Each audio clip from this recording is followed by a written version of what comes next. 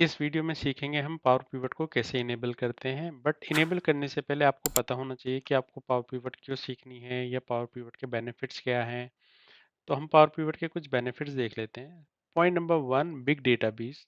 तो एक्सेल में क्या होता है जनरली, जैसे मान लो मेरा डेटा 100,000 रोज तक पहुंचता है तो एक्सेल फ्रीज हो जाता है। मैं कुछ भी फॉर्मूला ड्रैग करूंगा तो 5 से 10 मिनट तक रिफ्रेश होता रहेगा। बट पावर पिवट की वजह से जब हम जैसे मान लो एक्सेल का डेटा को मैं डेटा मॉडल में ऐड कर देता हूँ तो वो पावर पिवट बन जाती है। तो पावर पिवट में मिलियंस ऑफ रोज का डेटा मैं इजीली हैंडल कर सकता हूँ।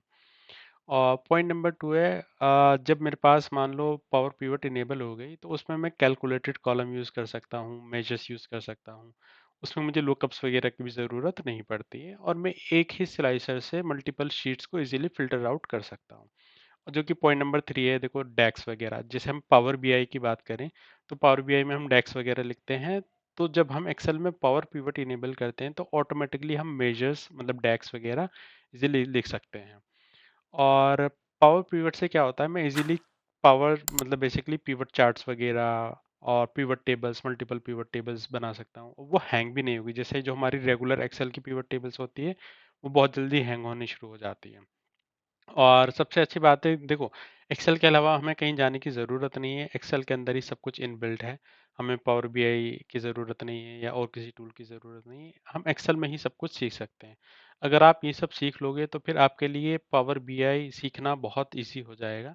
तो अब हम चलते हैं एक्सेल पर। तो ये अभी हमारा डेटा है और तो ये पावर पिवट टैब है। अगर आपके पास ये टैब नहीं है तो आपको डेवलपर में जाना है, जाके कॉम एडिन्स पर करना है। तो यहाँ पर आप देखोगे पावर पिवट फॉर एक्सेल, इसको चेक करके ओके कर देना है तो पावर पिवट आ जाएगी।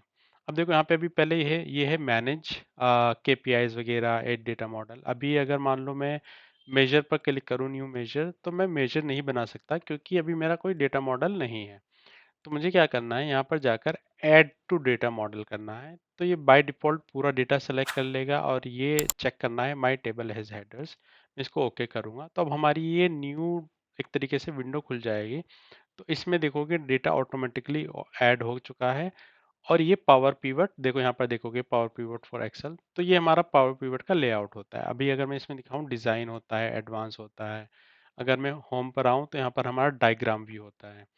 तो डायग्राम व्यू में हम जब आते हैं तो ये हमारा मॉडल होता है। जैसे एक्सेल में हम डेटा मॉडल बनाते हैं तो यहाँ पर मैं मल्टीपल शीट्स वगैरह रख सकता हूँ और उनको कनेक्ट कर सकता हूँ। अभी मैं क्या करूँगा, वापस मैं डेटा व्यू पर जाऊँगा यहाँ से और मैं इसको सेव कर देता हूँ और लेट्स क्लोज इट। तो अब देखोगे ये जो मेरी टेबल थी पहले नॉर्मल रेंज वाली उसमें थी, अब ये टेबल बन गई है। ठीक है, अब मैं अगर वापस से पावर पिवट पर जाकर और मैं मैनेज पर करूं और यहाँ पर मैं न्यू करूं तो देखो मेरे पास ये बॉक्स खुल कर आ गया है।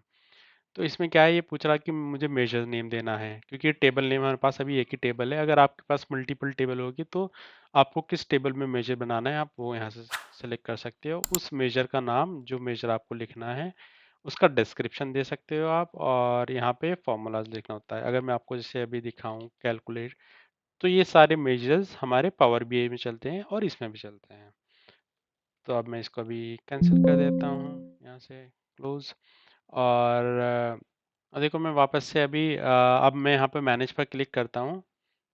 मैं वापस से इस शीट पर आ गया और यहाँ पर देखोगे पिवट टेबल्स वगैरह, पिवट चार्ट, ये सारी चीज़ें मैं यूज़ कर सकता हूँ। लेट्स से अगर मैं बोलूँ अभी पिवट टेबल, तो ये मुझसे पूछेगा कि मुझे किस उस पर बनानी है, न्यू वर्कशीट पर या एग्जिस्टिंग पर। अगर मैं न्यू पर क्लिक करता हूँ तो ये देखो यहाँ पर न्यू उस पर खुल गया और इस बॉक्स को मैं बड़ा कर देता हूँ तो यहाँ पर देखो टेबल दिखा रहा है क्योंकि ये डेटा मॉडल में हमारे ऐड है। तो मैं अपना यहाँ से पिवट टेबल्स वगैरह बना सकता हूँ। अभी हम वापस चलते हैं उसी शीट पर और दूसरा मैं दिखाता हूँ। जैसे इंसर्ट में हम जनरली पिवट टेबल बनाते हैं, यहाँ से भी हमारे पास ऑप्शन आता है फ्रॉम डेटा मॉडल। अगर मैं फ्रॉम डेटा मॉडल करूँगा अगेन सेम ही चीज़ आएगी। मैं यहाँ पर न्यू वर्कशीट पर कर सकता हूँ तो हम सेम जगह पर आ गए।